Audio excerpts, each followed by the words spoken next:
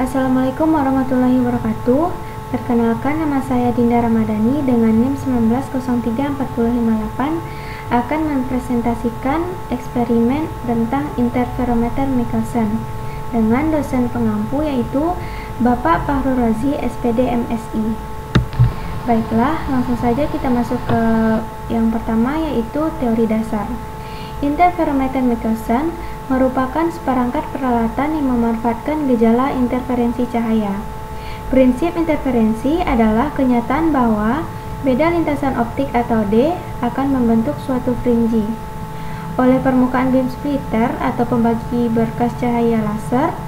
Sebagian dipantulkan ke kanan dan sisanya ditransmisikan ke atas. Bagian yang dipantulkan ke kanan oleh suatu cermin datar yang merupakan cermin 1 akan dipantulkan kembali ke beam splitter yang kemudian menuju ke screen atau layar. Adapun bagian yang ditransmisikan ke atas oleh cermin datar yang merupakan cermin 2 juga akan dipantulkan kembali ke beam splitter. Kemudian bersatu dengan cahaya dari cermin 1 menuju layar sehingga kedua sinar akan berinterferensi yang ditunjukkan dengan adanya pola-pola cincin gelap terang yang disebut fringe atau jumbai. Untuk rumus menghitung panjang gelombang sendiri yaitu lambda sama dengan 2 dm per m, di mana lambda merupakan panjang gelombang dengan satuan nanometer, dm merupakan pergeseran cermin M2, dan m merupakan jumlah fringe atau jumbai. Selanjutnya, metode penelitian, di mana prosedur untuk menentukan panjang gelombang sendiri yang pertama, menempatkan sumber cahaya laser di depan interferometer Michelson pada jarak kurang lebih 15 cm. Yang kedua, menghubungkan sumber laser dengan sumber tegangan AC 220 volt dan menyalakan sinar laser dengan memutar kontak hidupnya.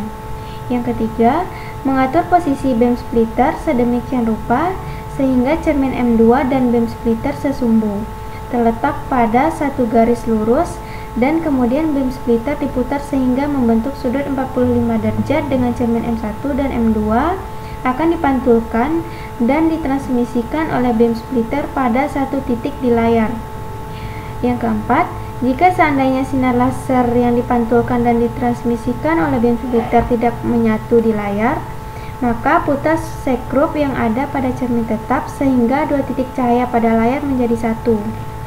Selanjutnya, memasang lensa positif yang jarak fokusnya 18 mm pada kedudukan lensa yang berada di depan cahaya laser.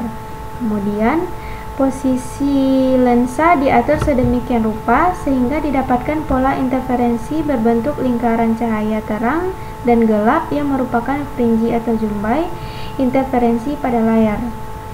Langkah keenam, memutar sekrup mikrometer perlahan searah jarum jam sampai skala 0 tepat berimpit dengan garis penunjuk pada sumbu tetap.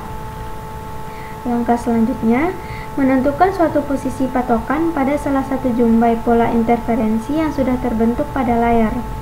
Langkah ke-8, memutar sekrup mikrometer perlahan berlawanan arah jarum jam dan sambil memutar, maka dihitung jumlah jumbai yang melewati patokan sampai sebanyak 20 jumbai, di mana M-nya yaitu 20.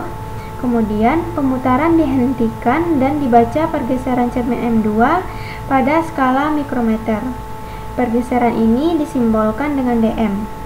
Langkah selanjutnya melakukan langkah 6, 7, dan 8 sebanyak 5 kali, dan yang terakhir melakukan langkah yang sebelumnya dengan jumlah jumbai atau M sama dengan 40 sebanyak 5 kali pula.